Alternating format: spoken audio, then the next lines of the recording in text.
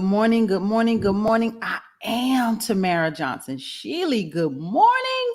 Good morning, good morning. It's a beautiful sunny Saturday morning here in Atlanta.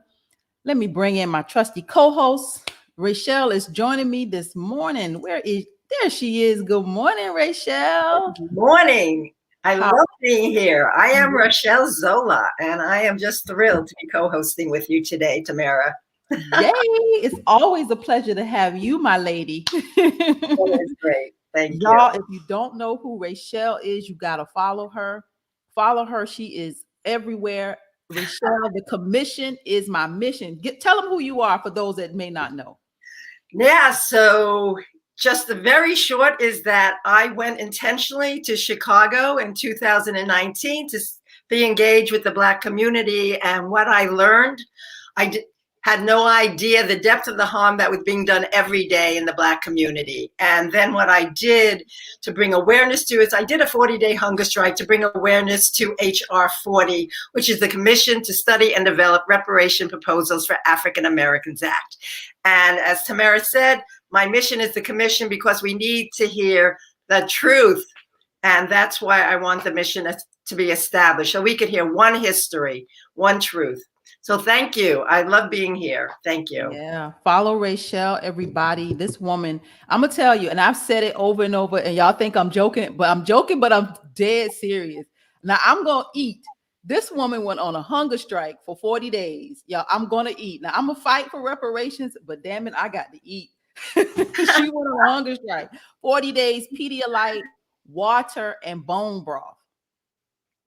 Yeah, the reason for it is like, I'm 73 years old, and it's like, what could be so important that a woman my age would be willing to do that? So that's the answer. We need to hear the truth.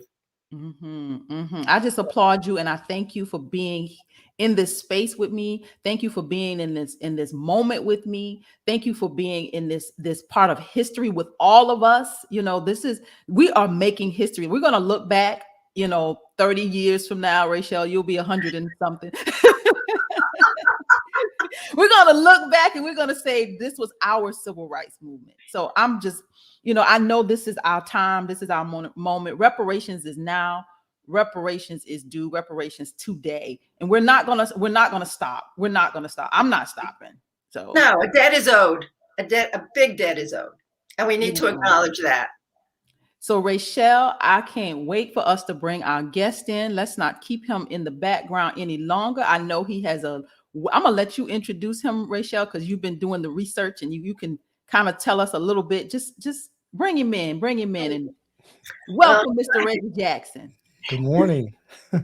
This is Reggie Jackson. I just learned about you through Tamara. And as I was telling you earlier, I'm just so grateful to be in this space with you. And, you talk truth, and you say it so simply and elegantly that I believe it can be heard in a new way. It's not like it's new, right? What you're saying has been going on for 400 years. And you mentioned that. But so I'm going to let Reggie introduce himself because I want to hear more about Reggie and all his work. And so please, thank you. Well, it's great to be here with both of you, Tamara and Rachel. I am the co-owner and lead trainer of diversity, equity, inclusion consulting firm in Milwaukee called Nurturing Diversity Partners. My business partner, Dr. Fran Kaplan, and I have been working together for about 13 years. Our work together started as programmers with America's Black Holocaust Museum, a museum in Milwaukee that was founded by lynching survivor James Cameron. He survived probably the most famous lynching in American history in terms of the image of the lynching. He survived in 1930. His two friends, Abe and Tommy, were killed, and that lynching image led to the creation of the song Strange Fruit. People have seen the image, but they don't connect the image with the lynching, and they don't know that a 16-year-old kid survived that lynching. And at the age of 74, he opened America's Black Holocaust Museum. I started to volunteer at that museum in 2002 as one of the griots. Griots is the term we use to describe the docents at the museum. Griot is a term we borrow from West Africa, a description of the oral historians, the keepers of the history. And so that's how I really got started in this work. That led Fran and I over a number of years to begin to travel around the state of Wisconsin. We've done work in over 50 different communities. For those not familiar with the state of Wisconsin, Black people are a very small portion of the population in Wisconsin. We're only 6.7% of the residents. 61% of all Black people in the state live in the city of Milwaukee. There's only a handful of cities that have a decent Black population. So when I go out to these communities, these are mostly white communities. And we were very intentional about that, saying, listen, we need to get this information out to the rural communities, the suburban, the exurban communities, really engage white people in these conversations, because we found that despite people telling us that we were crazy when we said we're going to go out to the whiter parts of Wisconsin to talk about race and racism, everybody told us we were crazy, that we get kicked out of town, we need bodyguards. And we've been very successful. We've been going to these communities for a number of years now, and we keep being asked to come back. There are a lot of white people that really want to learn these things, to have conversations. Don't believe the hype that we're so divided that we can't have these conversations. It's absolutely not true. Another hat that I wear is as a writer. I'm the senior columnist for an online magazine called the Milwaukee Independent. I've been writing for the Milwaukee Independent since 2016. I've been very fortunate. My column has been very well received. I've won a number of awards from the Milwaukee Press Club over the years for my column. I got into podcasting last year, did a podcast with a local radio station here, 88.9 Radio. We did a podcast on systemic racism, a 6-episode podcast called By Every Measure. Very well received. It actually won Best Podcast of the Year from the Milwaukee Press Club as well. And so, I try to engage people in doing what I've done my entire life. You can see behind me a lot of books, right? I've done a lot of reading. I've been a curious reader since I was a little boy. I love Curious George. I was kind of a little Curious George myself, Curious Reggie. I loved encyclopedias. I love learning. And I've decided to take all the things I've learned and to share with other people, because it's useless. If it just stays up here, it's useless. So I use the historical lens to let us know how we got to where we are, because there's too much that we don't learn in our history classes that prevent us from having really productive conversations about these challenges we face.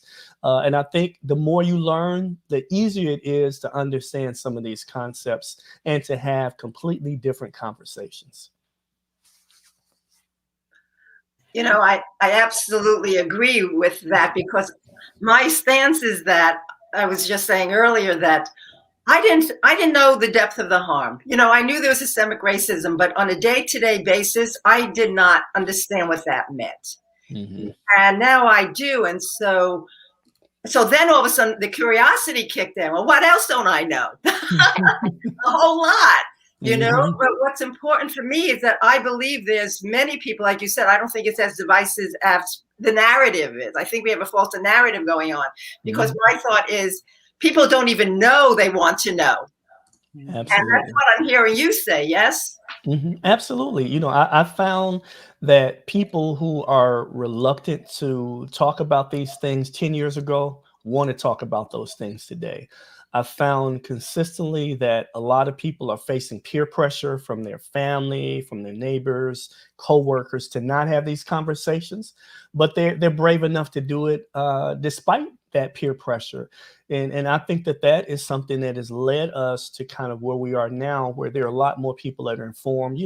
I don't really like the word woke, this term woke, because I think it's overused. I wrote an article last year about that concept, and I said, it's great that you're woke, but are you willing to get out of the bed and do something?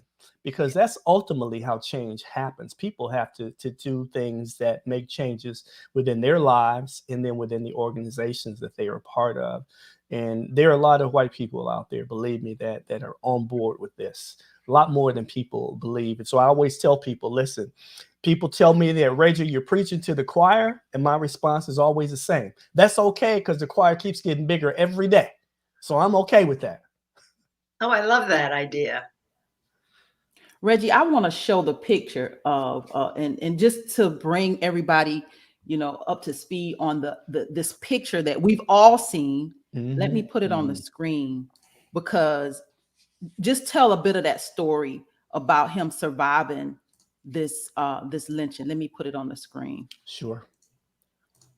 I went to his the museum's website.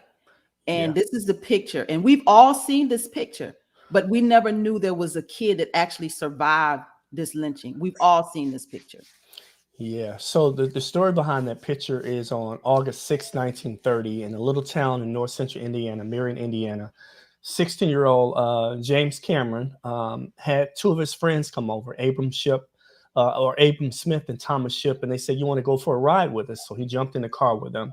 And as they were riding, he was 16, Abe was 18, Thomas was 19. They told him that we're going to go out to a Lover's Lane area outside of town. We're going to rob somebody to get some money. And he was like, "What? Wait a minute. Well, I don't want to do this." But of course, peer pressure got the best of him. He said he made a mistake and stayed in the car. They got out to the Lover's Lane area. There was a single car out there. They gave him a gun and they said, "Just go over to the car. Stop being a chicken. Go over to the car, open the door and say, 'Stick them up. We'll get the money and then we'll leave.'"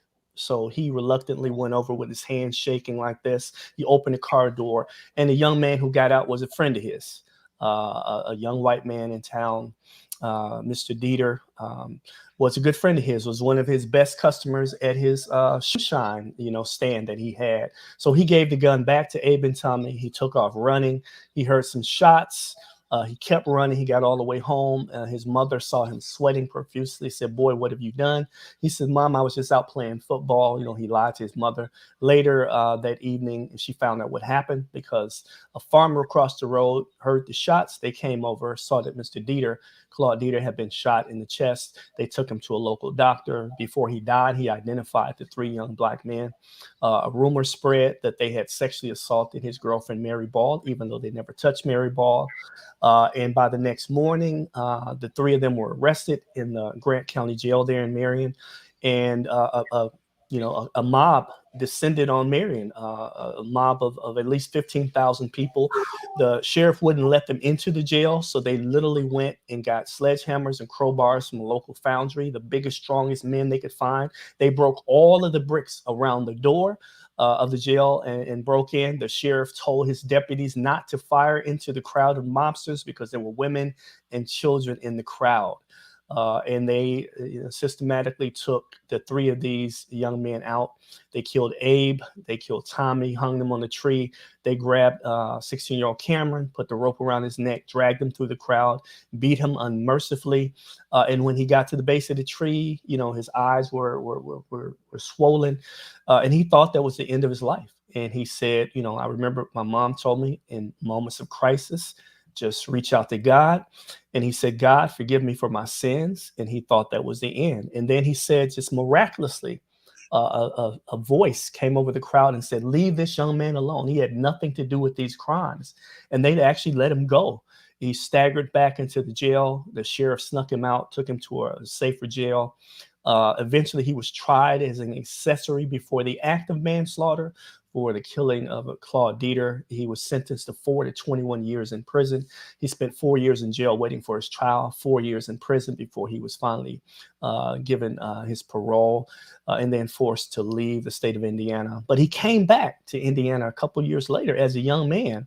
Now, when he was in prison, he wrote about the experience, and he wrote a book called A Time of Terror, Survivor Story. As a teenager, he was writing this book in real time as this was happening. And that became his memoirs, which is it's in his third edition now. It's a great book. I think everyone in America should read the book. But eventually he came back to Indiana and interviewed members of the lynch mob. Imagine that. Interviewed members of the lynch mob and started 4 chapters, I think it was 3 chapters actually, of the NAACP in Indiana. Indiana in the 1930s had more Klan members than any other state in the country. So he risked his life, his family's life, his wife and their children. Eventually moved to Milwaukee in 1952 after planning to move to Canada. They were so frustrated with America, they said, "We're going to move to Canada," but they eventually stopped and moved to Milwaukee. Thankful that they did. And years later, beginning the work in Milwaukee, continuing his civil rights advocacy, he became a pillar of the community here.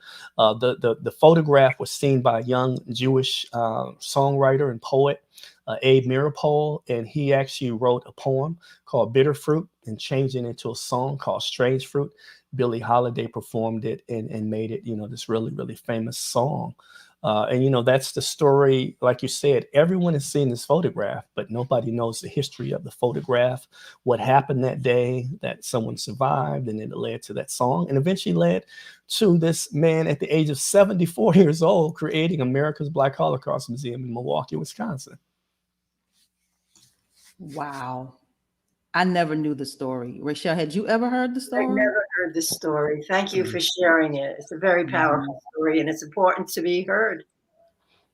Yeah, absolutely. And I want to share one last thing that, you know, people would question his version of how he survived. Some people say you just got lucky, but he would always respond in the same way. And I heard him say this a lot of times as we became close friends the last 5.5 years of his life as I was volunteering at the museum. He said, for those of us who believe in God, no explanation is necessary. For those of us who don't believe in God, no explanation is possible. He believed that God saved him because he had bigger plans for him moving forward. And I agree with that. Powerful. What, you know, so you were able to, he was your mentor. Like he was somebody that, you know, you became very close to and you learned a lot from.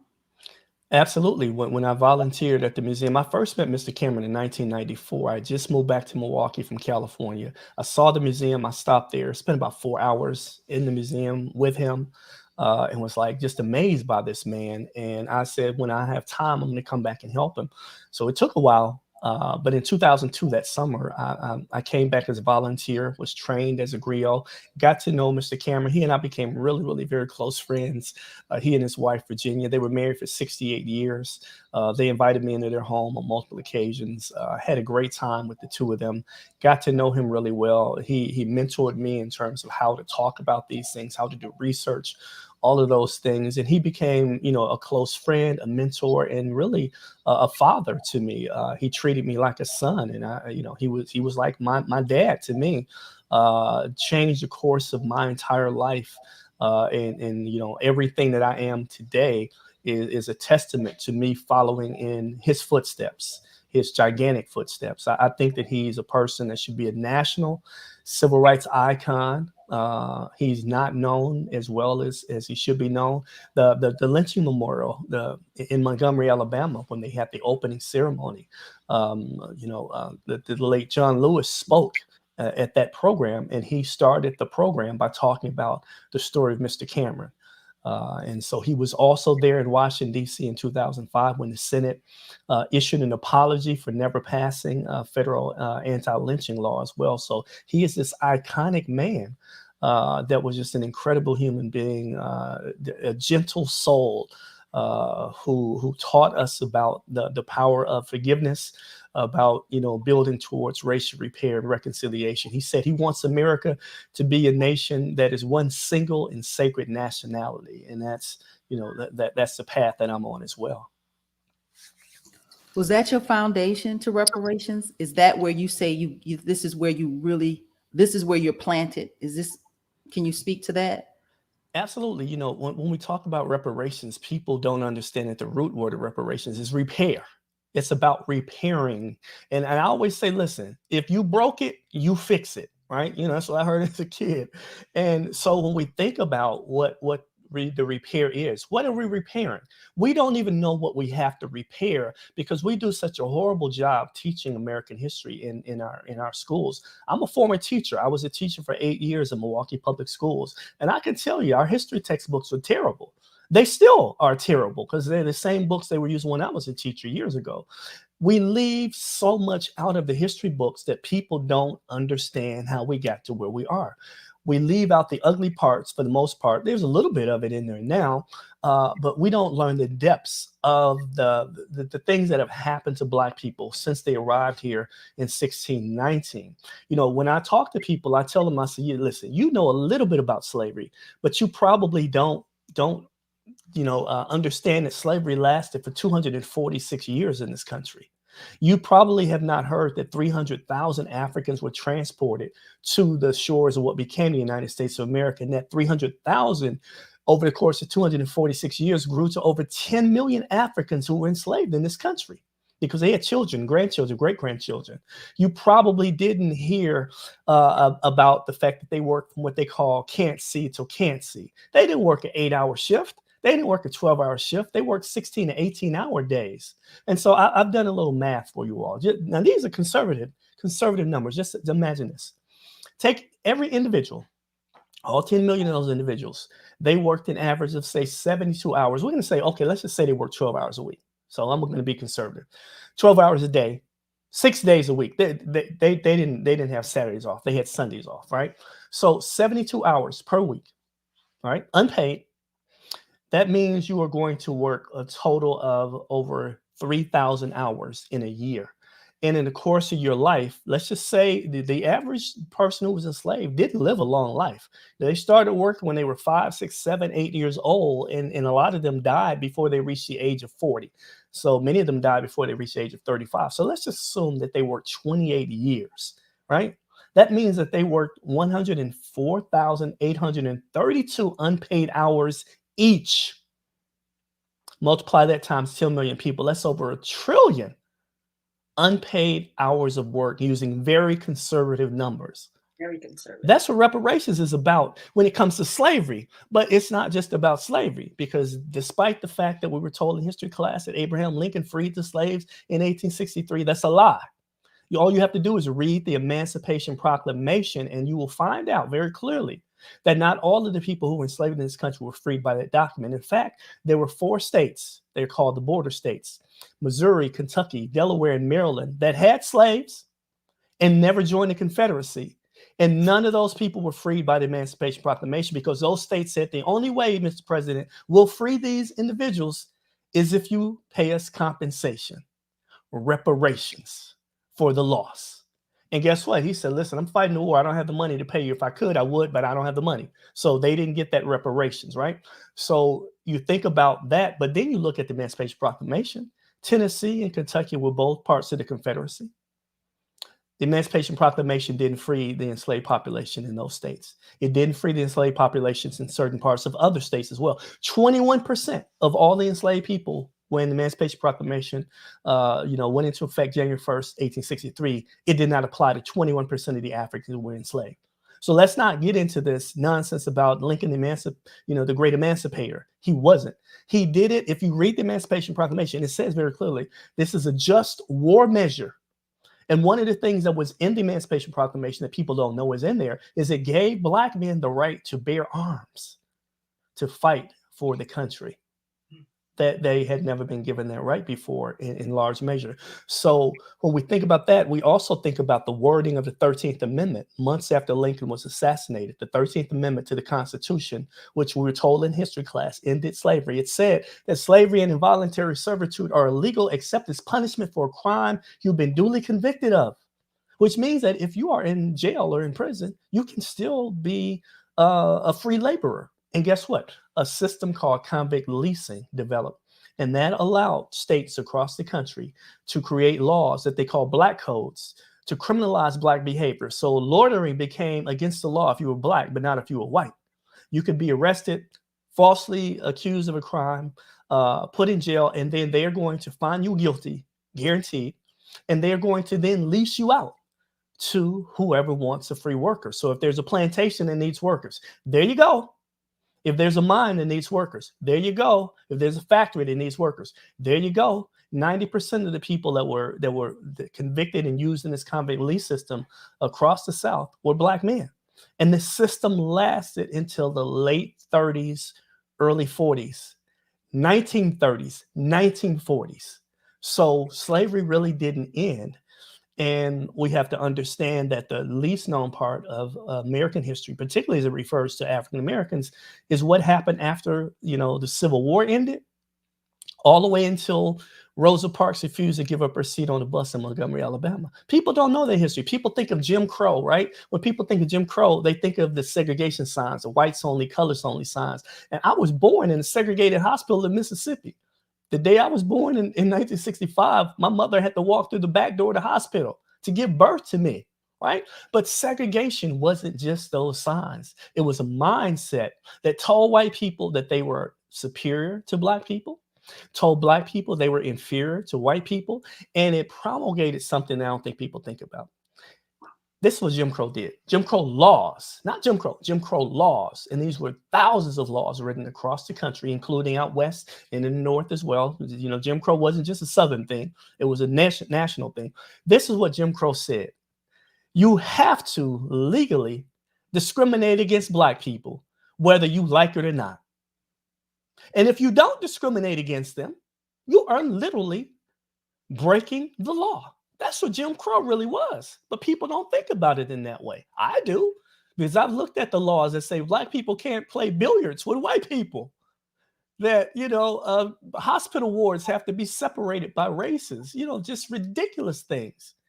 And those are the things when I talk about reparations, I'm not talking about reparations for slavery. I'm talking about reparations for America, for all of the time that we've been in America, for the fact that the Federal Housing Administration denied loans to Black people from 1930 to 1960. 98% of all the loans they gave went to white people. They required communities to have racial restrictive covenants, which deemed Black people and others unfit to live in certain communities. They said, if you don't have these racial restrictive covenants in place, we will not assist people in your community to get homes. I talk about the GI Bill. Two of my mother's uncles served in World War II, came back home. They couldn't get access to go to free college in Mississippi because the federal government gave the states control over the GI Bill and how it was doled out.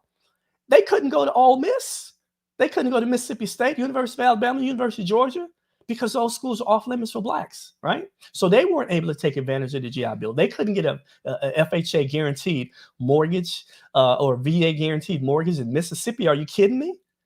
When you have racist white people in charge of those programs, they were not going to give them access. So the GI Bill really pushed home ownership, but it pushed home ownership for white people mostly. And it denied home ownership for most people of color, Blacks, Native Americans, Latinos, Asian Americans. When we talk about reparations, we're talking about repairing the damage that was done, because when you can't become a homeowner in 1935, 1945, because of these restrictions and the inability to get loans, that prevents you from building generational wealth. That prevents you from purchasing a home, building equity that you can use to pay off loans, send your children to college without debt, make repairs in your home, go on really beautiful vacations wherever you want to go.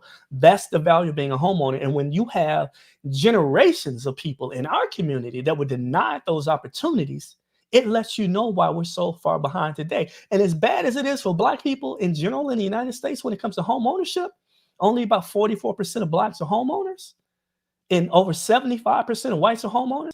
In Milwaukee, it's even worse. Only 27% of Black families in Milwaukee own their homes. The only city that has a lower number is Minneapolis, Minnesota. We actually have the second largest gap between Black and white home ownership in the country. So we are, in many respects here in Milwaukee, we are the poster child for everything that's wrong with being a Black person in America. People will tell you, if you come to Milwaukee, somebody invariably will tell you this is the worst place in the country to live if you're a Black person. We have, just every demographic indicator, whether it be health, economics, whatever, Milwaukee is bad. And part of the reason it's bad is because we came to Milwaukee. You know, most people don't even know what Milwaukee is, right? you tell people you're in Milwaukee, they're like, well, where's Milwaukee? Listen, it's about 90 miles north of Chicago. Oh, okay, I get it. Because people grew up watching Laverne and Shirley and Happy Days, right? Mm-hmm. For those who are old enough to remember those shows, or the people that are younger to remember that 70s show that apparently there were no Black people in Milwaukee in the 70s, when there was a boatload in the 70s, a boatload in the 60s. You know, Milwaukee's Black population grew faster than any other city from 1940 to 1970.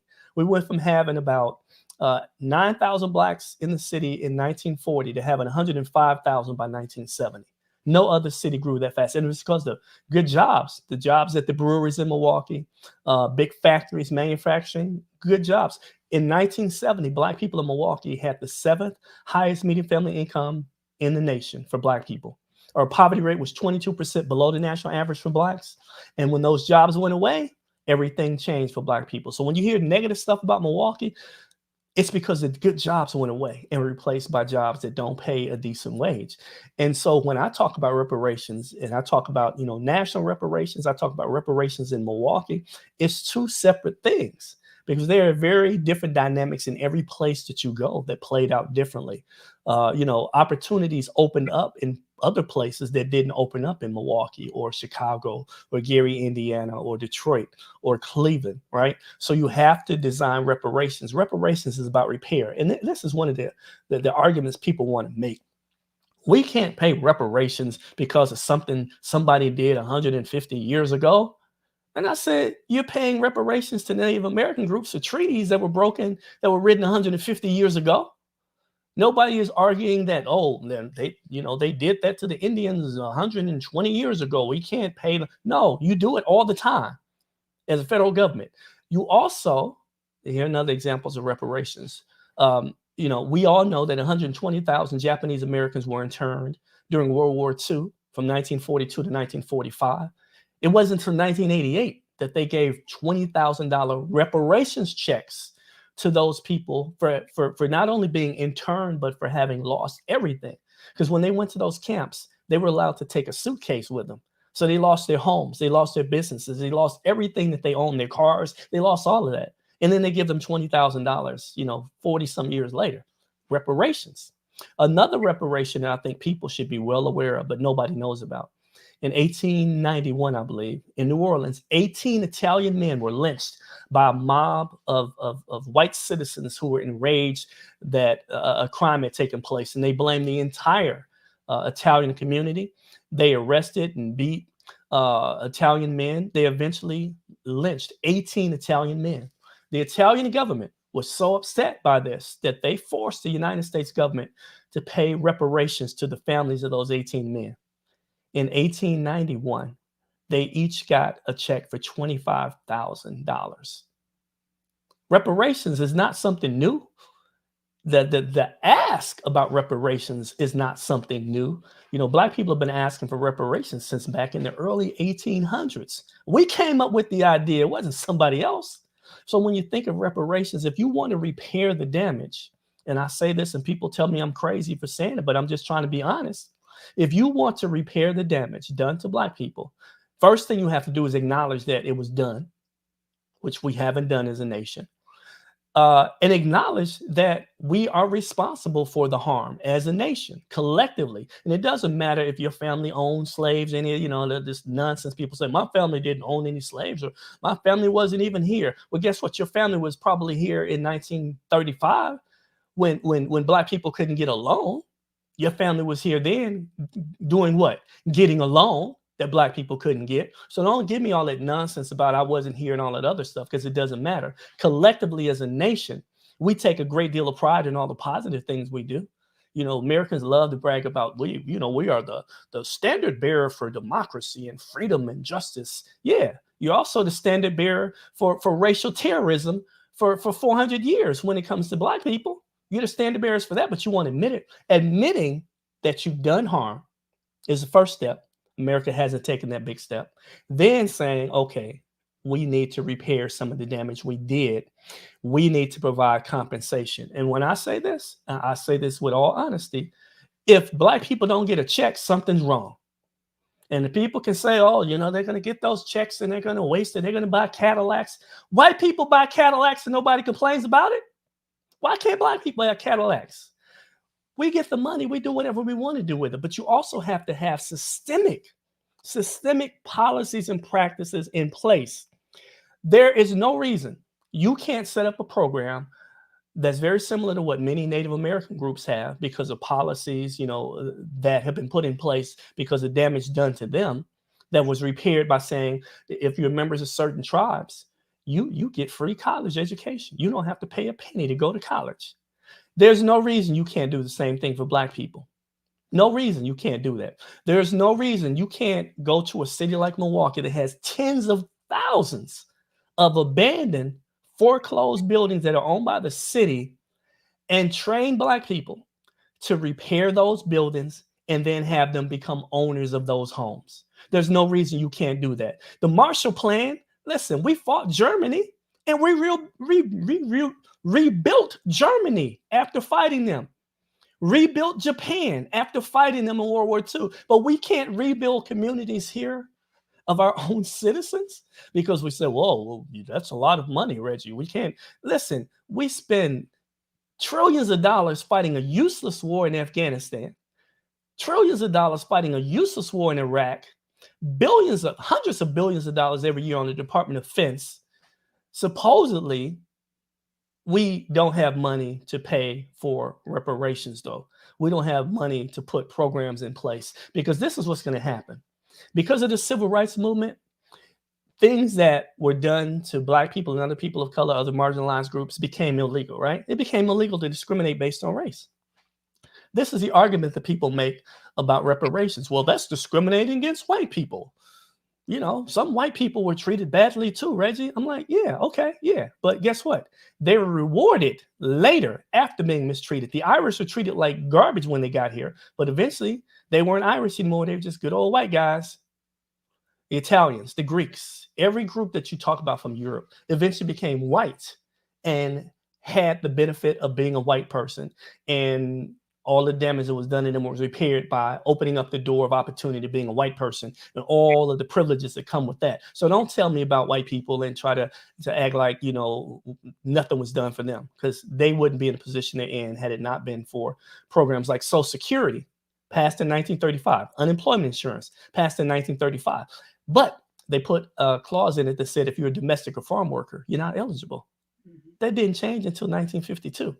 Most Black people were domestic and farm workers. Those are the only jobs they could get in the South. Nobody's complaining about that.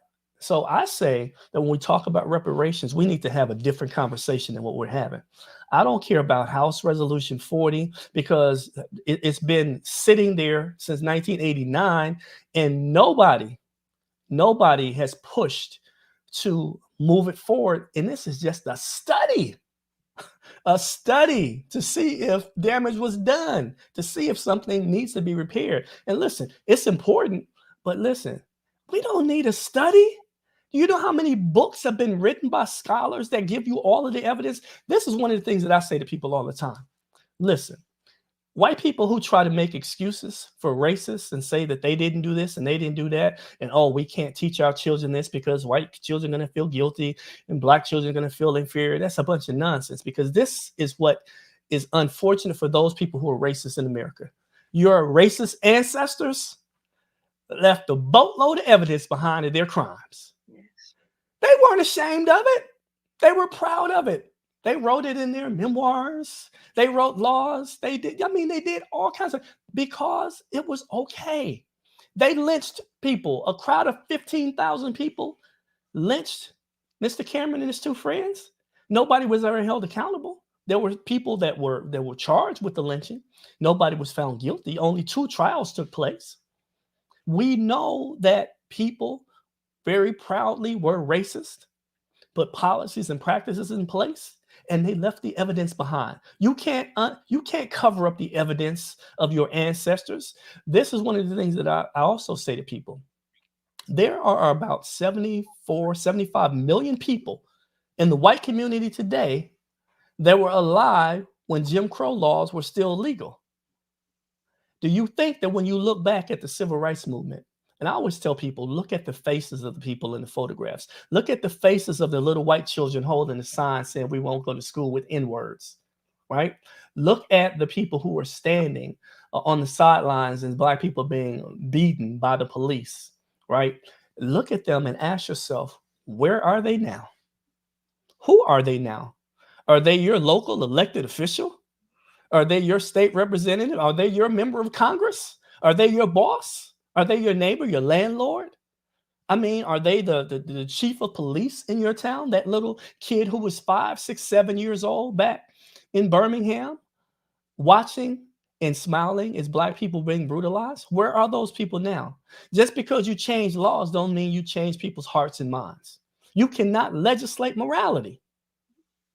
We have to understand that the mindset, this racial animus, has been a part of America, and people try to deny systemic racism. I said that's one of the most powerful things about systemic racism.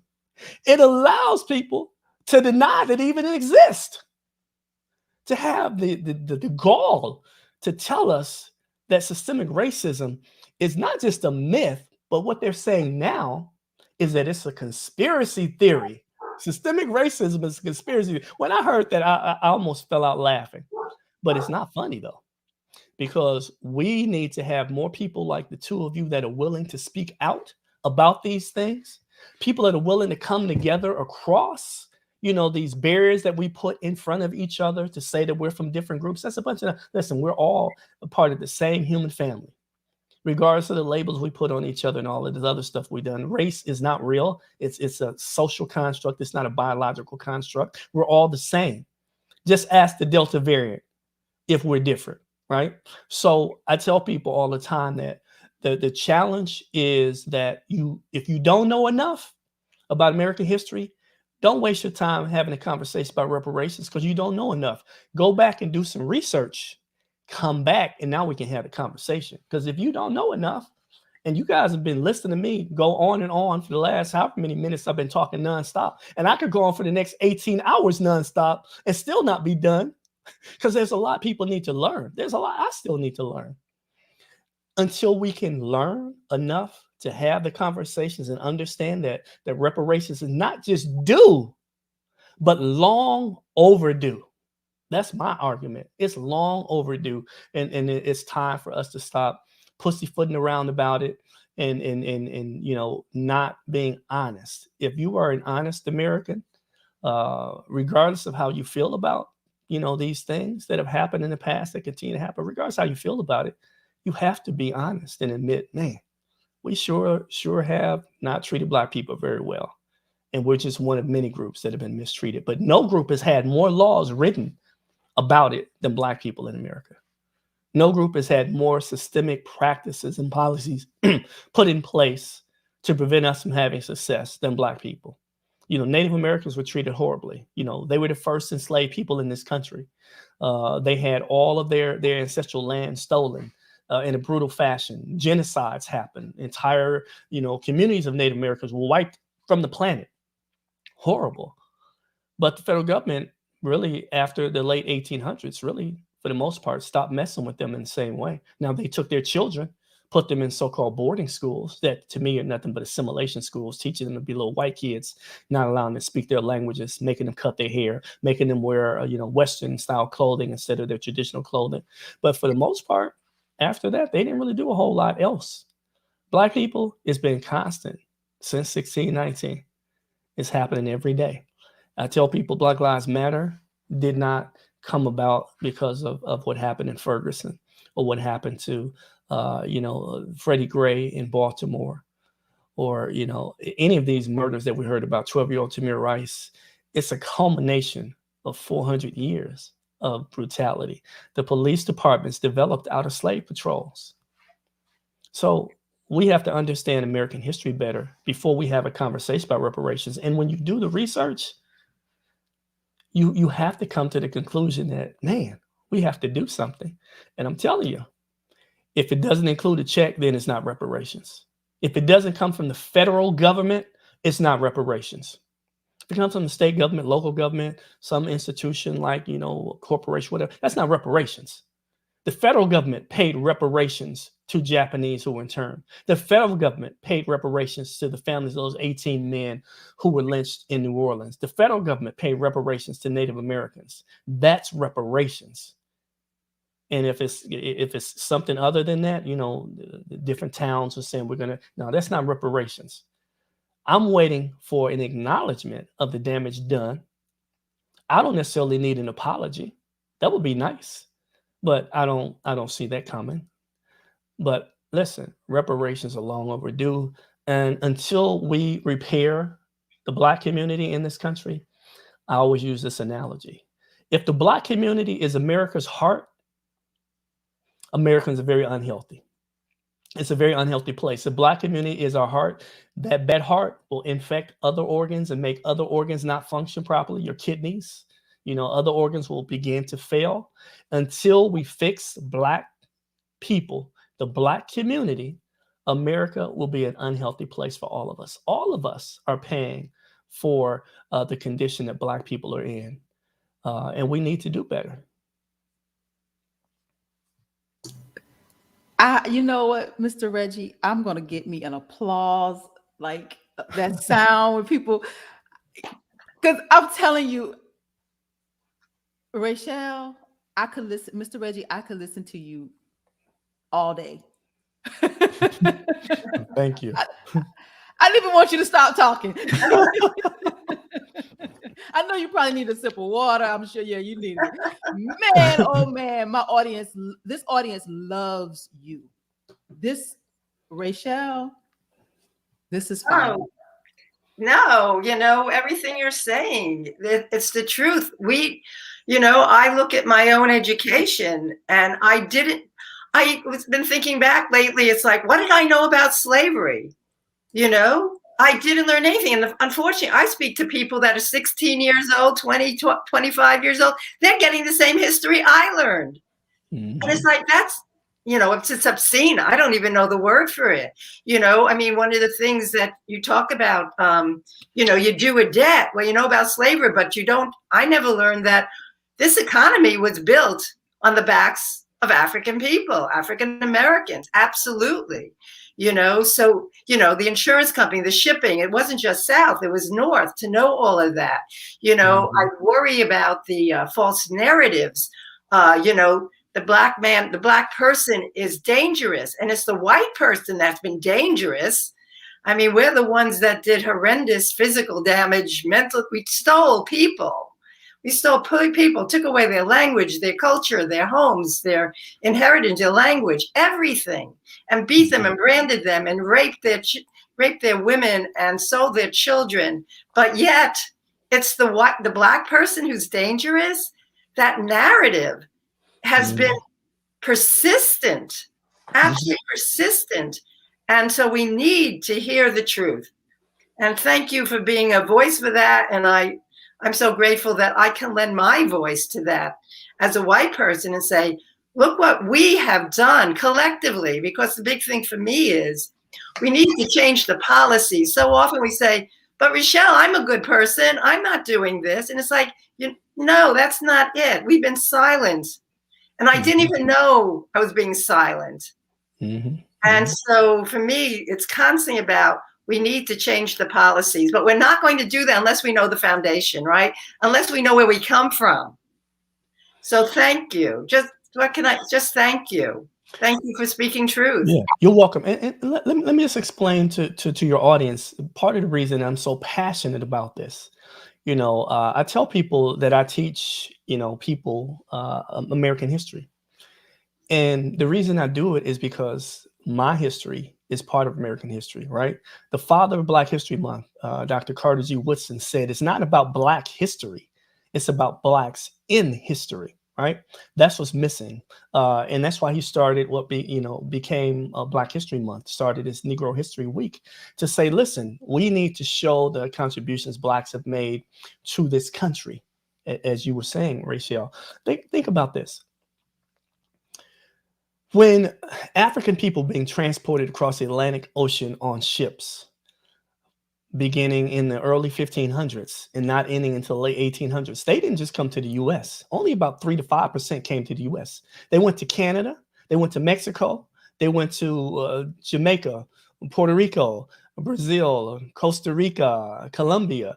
Brazil has the largest African ancestor population outside of Africa of any country on the planet. There are twice as many Afro-Brazilians as there are African Americans in this country. So when we talk about reparations, we could talk about reparations here, but it's an international issue, and practically every European nation participated. People can try to say, well, you know what? I lived in New York. I didn't contribute. Yeah, you know what? There was a slave market in New York City. So don't try to get away from that. Slavery was an institution in all 13 colonies. And it was promulgated. Now, this is one of the interesting things about what the founding fathers did. And I tell people, listen, the founding fathers were great in terms of them thinking of a new way to govern a nation. They had wonderful ideals, right? But their ideals didn't apply to everybody. When we talk about the U.S. and us, everybody wasn't included in us, right? Women weren't included. Africans and Native Americans weren't included. When Thomas Jefferson wrote, those famous words that all men are created equal, he wasn't talking about Black people, because at the same time, he was owning Black people. He owned, somewhere upwards of 250 or so Black people, including some who were his biological children. Yeah. We have to understand that when you read the Constitution of the United States, these men got together in Philadelphia and drew up a Constitution, and they talked about slavery and slaves, but they never use either of those words.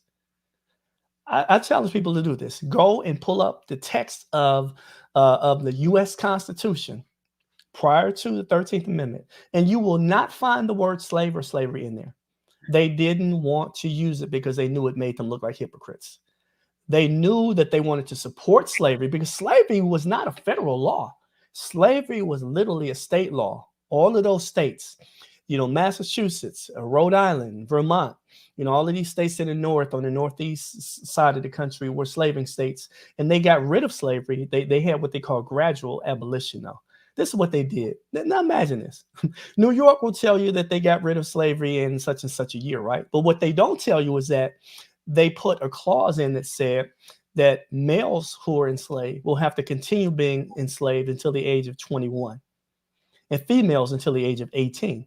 So if you're a 5-year-old kid in 1827, you're not free. You still got another, 15 years to go if you're a female, 18 years ago, or 16 years ago if you're a male. So even when they did the gradual emancipation and made it seem like, well, we cleansed our hands of that dirty slavery. No, they benefited more from slavery than the South did. Ultimately, because this is what happened.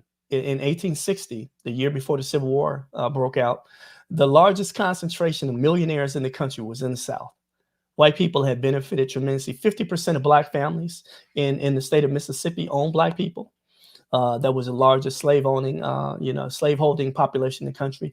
But I always say this: when we think of slavery, we think of people who were working and people that own the people who work. But think of slavery this way: think of it as an economic system. Because if you're going to build a ship to travel across the Atlantic Ocean and transport people back, somebody's got to design the ship, right?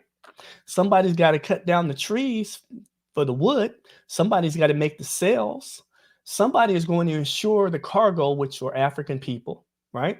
Somebody has got to provide the weapons that the crew members use. Somebody's got to pay the crew members. Somebody's got to hire the crew members.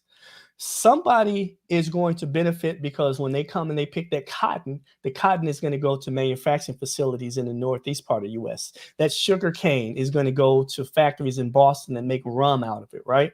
The sugar cane is going to go to the people in England who have to have their cup of tea every day, and they need a sweetener, so they need the sugar, right? People benefit who never owned a single African person. The federal government took away the taxation of Africans being transported to the country from the states and said, oh, from now on, that tax will, and it's in the Constitution, from now on, that tax will go to the federal government instead of the state governments. So many people benefited from it.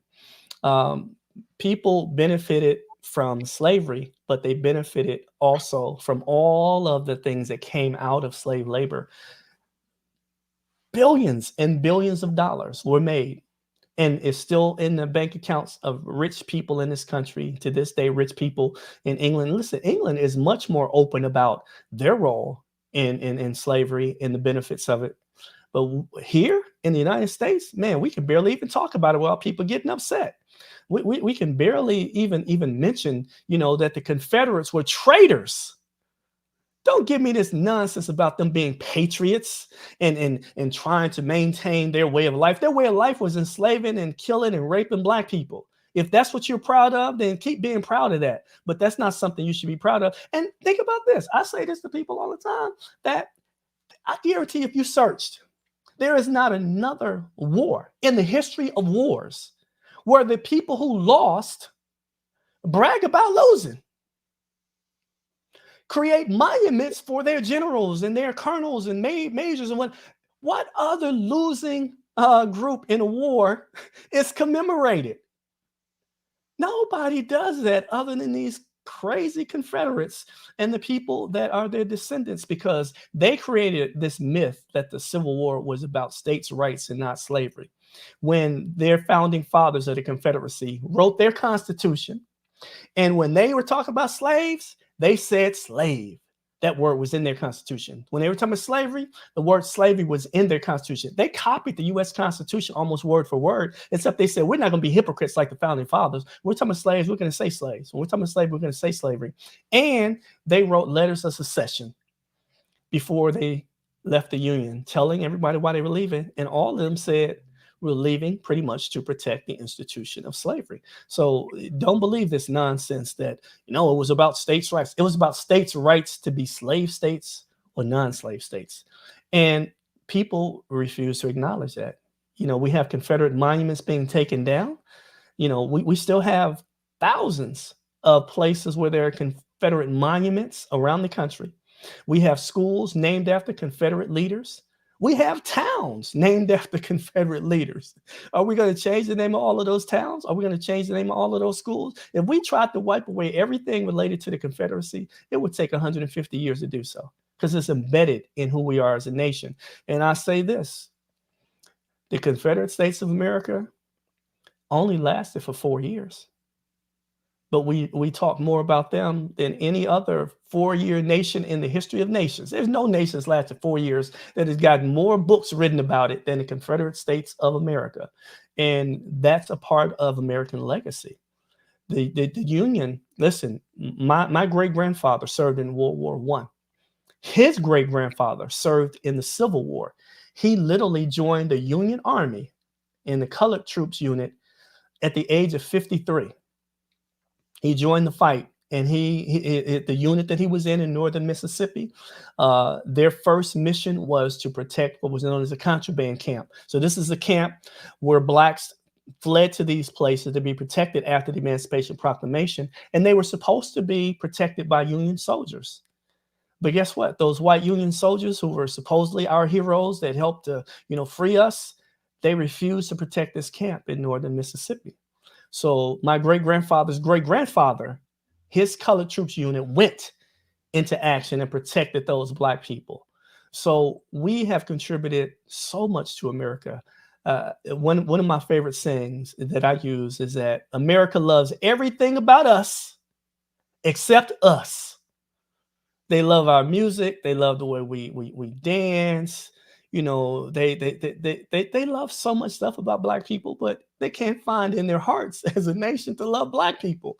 If America loved black people as much as America loves black music, man, we'd be in a good place. We'd be in a good place.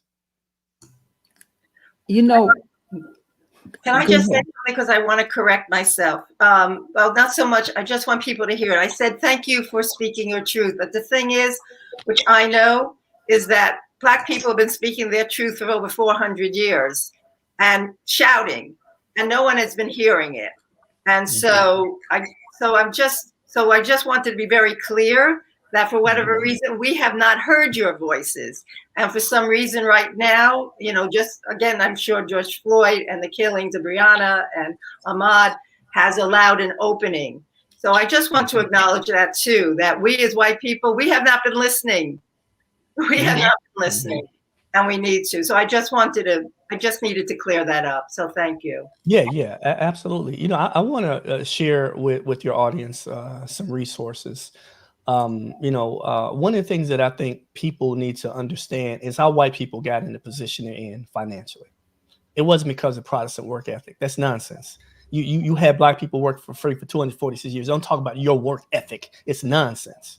Don't talk about, manifest destiny that God wanted you to have this land when you literally stole it from Native Americans and murdered them in horrendous massacres over generations to steal the land from them.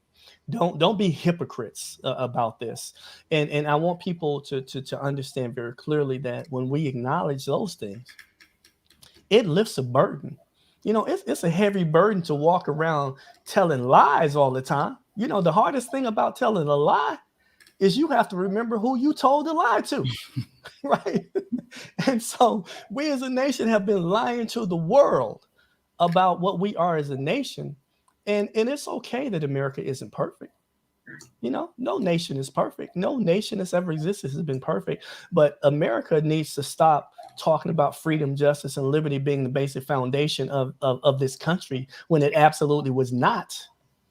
And I want people to understand that for me, the work that I do, I work, I wear a lot of different hats. My company, Nurturing Diversity Partners, you can find us online at nurturingdiversity.us. You can read my articles, my column at the Milwaukee Independent. Just type MilwaukeeIndependent.com and type in my name in the search bar. Actually, if you could just go to Milwaukee Independent, my column is right on the front page, so you don't have to search. You'll see my column. And also America's Black Holocaust Museum, the virtual museum, the online museum, the virtual museum that was created in 2012. So we were way ahead of the rest of the world in understanding the need for virtual spaces, right? Mm-hmm. That website at abhmuseum.org has over 3,300 pages of exhibit material about this history that I'm talking about. So much stuff, not just about the past, but the present as well. When you invest your time and effort in learning these things, and every article that I write has some historical context in it, because I want to paint a picture. I describe my work as doing this for people. If you have a 1,000-piece puzzle that someone gives you for a gift for your birthday or Christmas, right? First thing you do is you take that puzzle, you dump it on a big table, and you start putting the pieces together, and you look over at the cover and say, okay, well, the edges are blue. Let me put this side together. But imagine if somebody gave you that puzzle, you dumped it out on the table, and they walked out with the cover for the box. How hard would it be to put that puzzle together? That's what American history is for most of us. Somebody took the cover of the box away from us, and we can't figure out A from Z because nobody has given us the cover. I'm here to give you that cover to the box back so you can figure out America, so that you can work on America. You can't fix something if you don't know how it was broken. And it takes a great deal of learning. A book that I think every American should read is a book called When Affirmative Action Was White. Ira Katz Nelson wrote this book telling how the federal government hooked white people up time and time again, gave them the benefits that allowed them to have such a high standard of living today. Because we think back to 1930s when the Great Depression hit, things were not going really well for anybody in this country. But somehow we were lifted out of that, right? And part of the way we were lifted out was federal government programs, social programs, social security. People complain about social, that's socialism. And they're contributing to and eventually collecting social security. It's not just called security, right? It's not called old age security. It's social security. It's a socialist program. Mm-hmm. But people don't want to call it that because, socialism is horrible. Well, if socialism is horrible, let's get rid of everything in America related to social. Let's get rid of Medicaid, Medicare, the Affordable Care Act, Social Security, unemployment insurance. All of those are socialist programs. Socialism, as practiced by many nations, uplift their community. Here, people want to whine and complain. Oh no, that's terrible. We can't have that. People complained about the Affordable Care Act when you had 50 million Americans without health insurance before that, and people who complained about it, they sure went and signed up for Obamacare. Mm-hmm, mm-hmm. Reggie, Mr. Jackson, you know what? You saw it. They want you to come back. I can't wait to have you back. I am going to definitely stay in touch, Rachel. This broadcast was fire. All the emojis.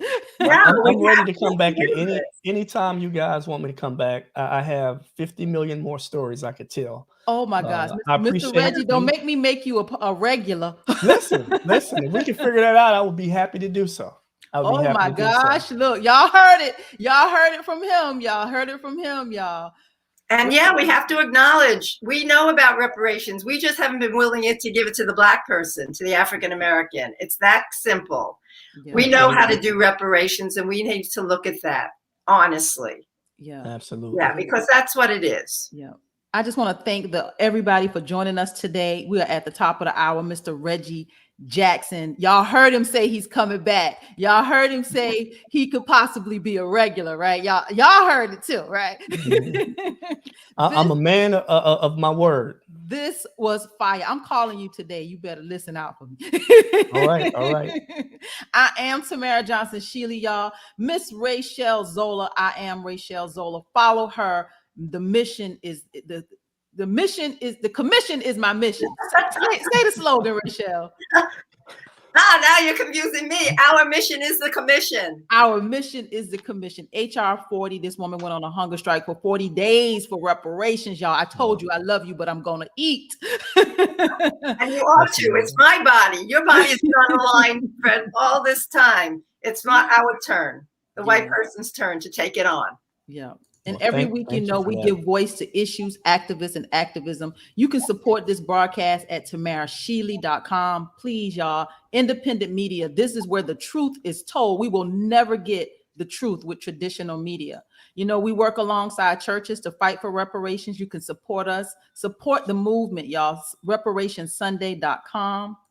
If you are a descendant of chattel slavery in the state of Georgia, support HB 541. HB541.net is where the work is being done here in Georgia to address the impact of slavery and Jim Crow on those who are Georgians, descendants of chattel slavery right here in the state of Georgia.